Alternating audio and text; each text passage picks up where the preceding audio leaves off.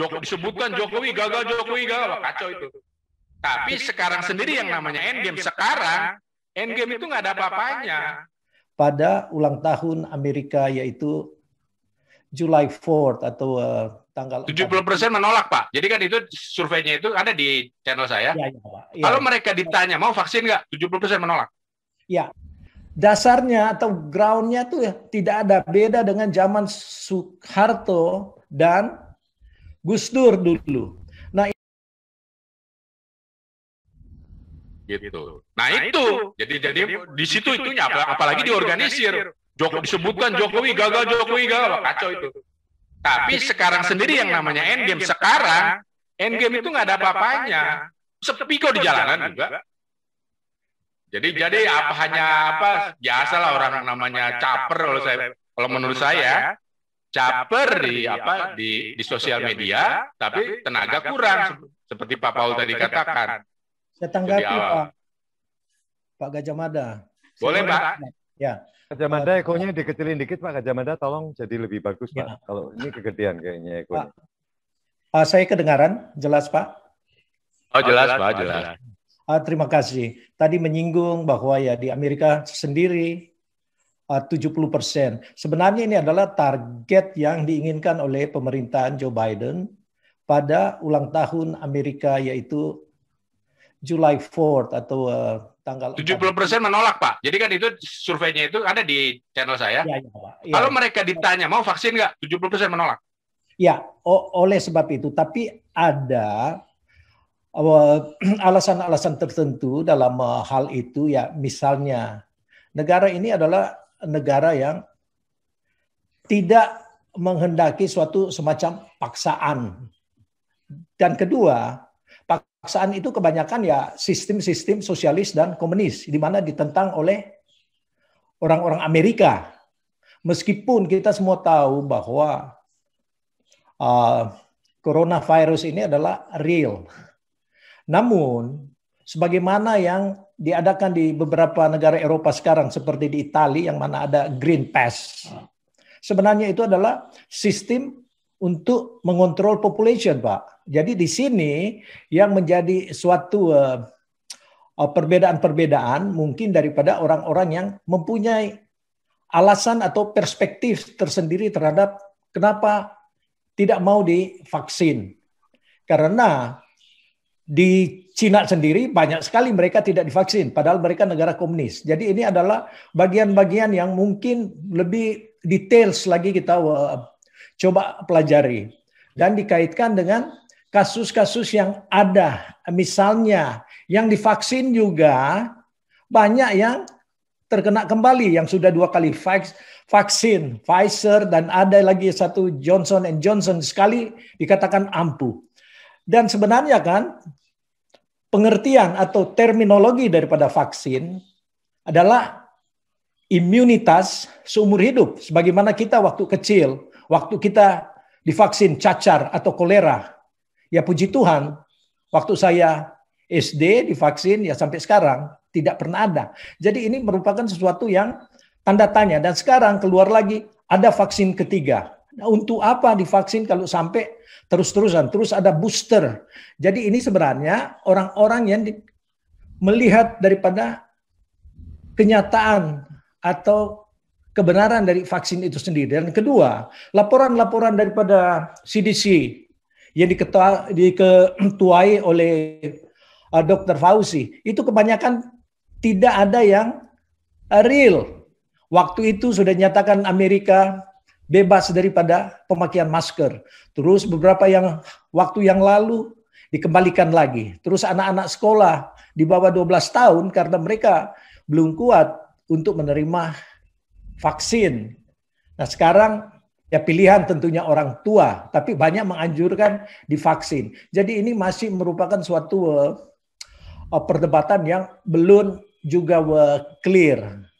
Detailsnya ya kita lihat. Kalau memang sama sekali vaksin ini harus terus-menerus, ya untuk apa misalnya divaksin. Jadi kita tidak menolak dan kita juga harus memberikan suatu kebebasan bagi mereka yang mempunyai penyakit bawahan. Kalau ini harus ada Green Pass seperti di Italia sekarang, karena kemarin saya bicara dengan ada kakak ipar yang berada di sana, dan mereka dianjurkan. Dan ini kan sistem pengontrolan, baik itu populasi dan juga dalam gerak-gerik. Dalam tujuan-tujuan ini adalah mengarah kepada sistem komunis. Sedangkan negara ini masih banyak sekali orang-orang yang menolak. Karena oh ya, memang vaksin tidak bisa dimanapun nggak bisa dipaksa, Pak. Vaksin iya, itu. tapi kalau seperti yang di Itali sudah merupakan satu keharusan, Pak.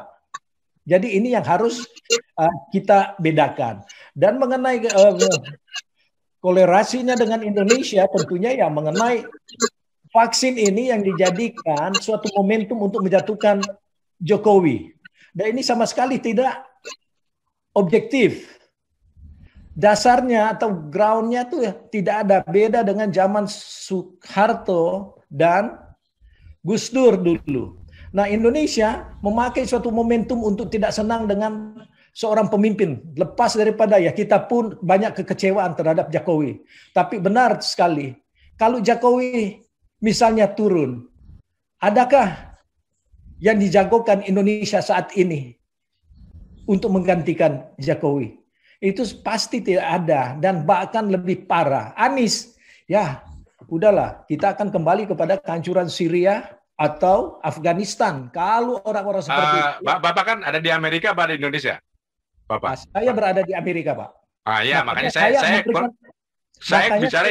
ada di Indonesia kan, Pak ya. Jadi yang saya lihat di Indonesia itu sebenarnya Jokowi dukungannya kuat gitu sebenarnya. Jadi isunya bukan di situ. Kalau saya ngomong kan isunya justru di era pandemi itu orang nggak bisa kerja, nggak bisa cari duit. Nah itu bahkan jauh sebelumnya, setahun sebelum sekarang, Pak, setahun sebelumnya itu kondisi sudah sulit. Itu daya beli sudah turun, pengangguran sudah naik. Gitu. Ini grafik yang ngomong, bukan kata saya.